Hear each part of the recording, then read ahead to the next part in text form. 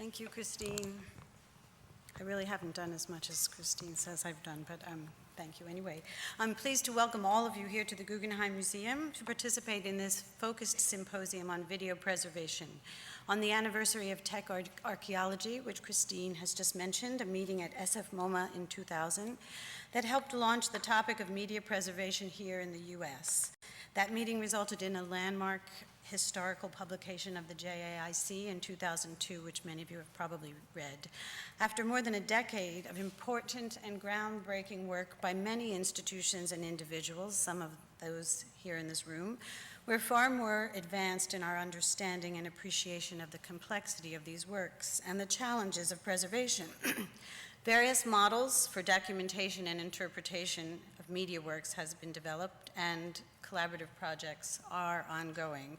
As many of you know, here at the Guggenheim, we launched the Variable Media Initiative in 2001, somewhat independent of some of these other impressive projects in response to our very real daily collection needs. At the time, we were fortunate to receive a generous bequest from the Bowen Foundation, a private charitable organization that commissioned new works of art with an emphasis on film, video, and new media. They gave the Guggenheim Holdings some 275 works by about 45 artists, immeasurably expanding the museum's collection of contemporary art. And some of these works you'll see in the Haunted exhibition upstairs. This was a wake-up call for the conservation, curatorial, registrar, and technical staff here at the museum. We realized our modes of documentation and methodology for interviews, acquisitions, contracts, and research were lacking.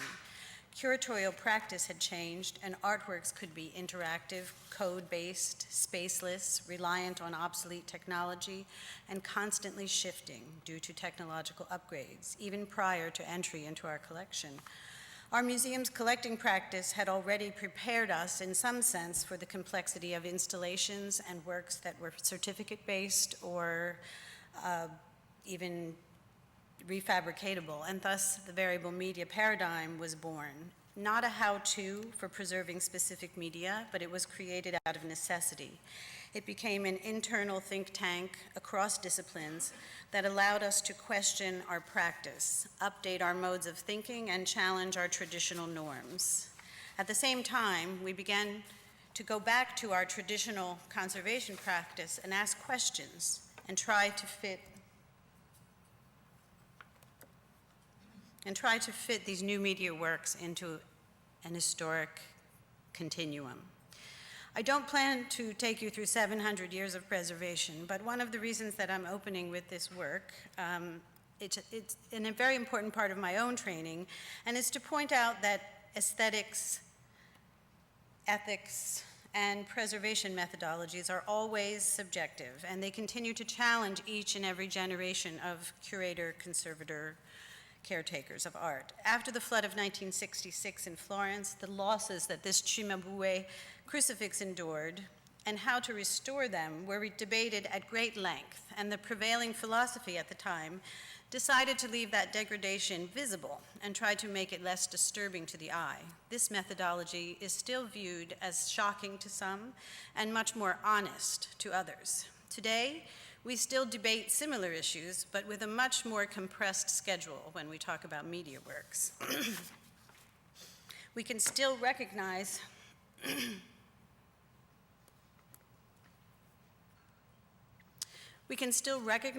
this 700-year-old crucifix, but without a historical context.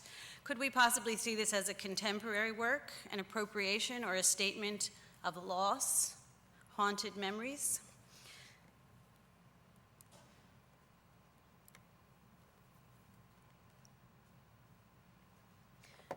Everyone has developed a rationale for the reasons that they make these decisions, but we're faced with some very difficult decisions today when we talk about new media works.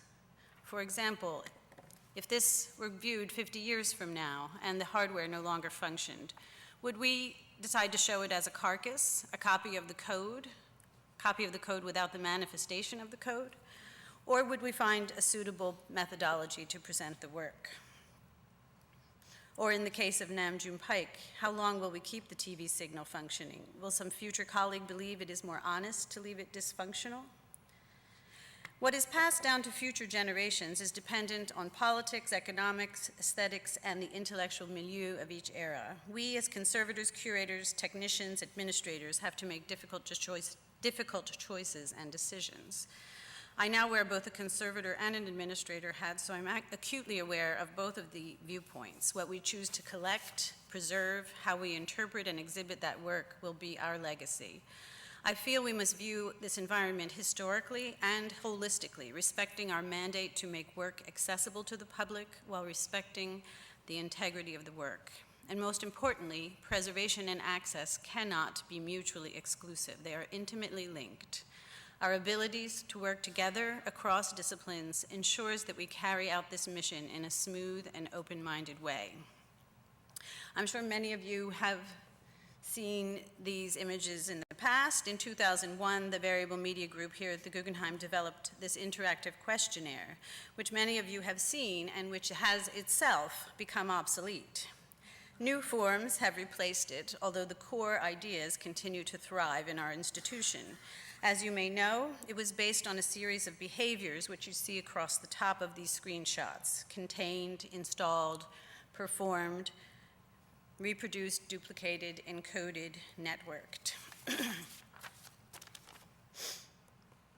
This was a project that was completely cross-disciplinary. Curators, registrars, technicians, archivists all worked on this project, and some of these ideas have been incorporated into our contracts, into our daily collection policy. And in 2004, we presented this Seeing Double exhibition, which was an attempt to include the public in our search for answers and discussions about methods of preservation, including emulation, migration, reinterpretation.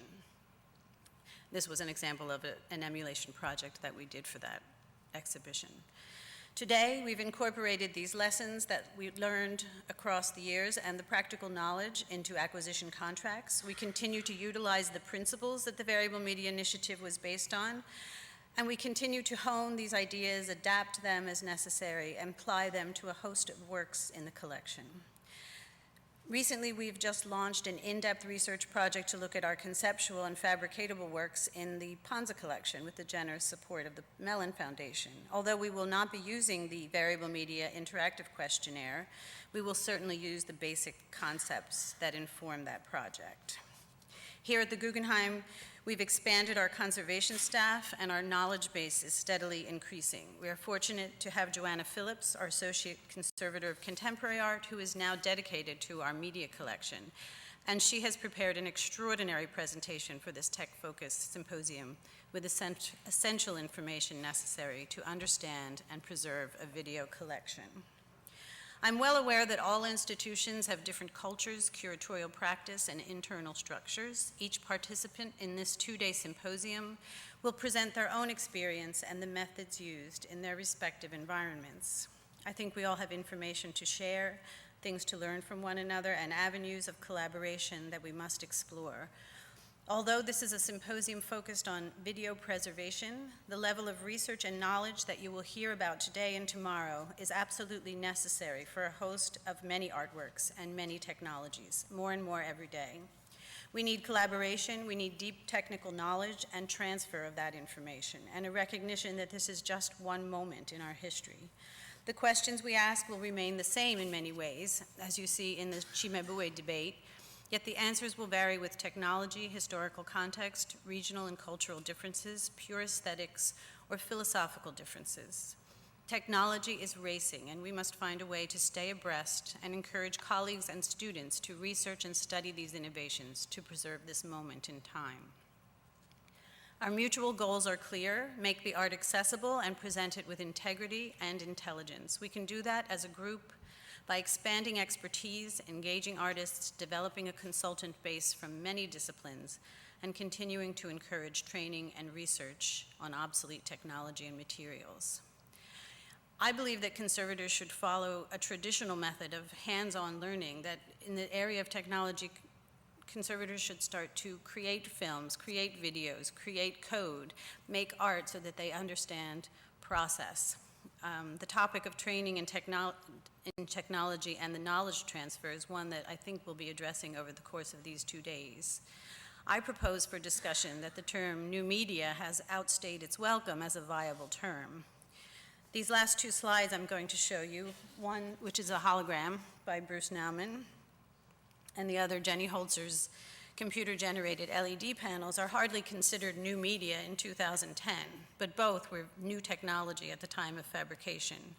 I believe that the training of modern and contemporary art conservators has to be based in fundamentals and a good sense of how to research technology-based elements, just as one would research an unconventional coating, an unknown plastic or textile.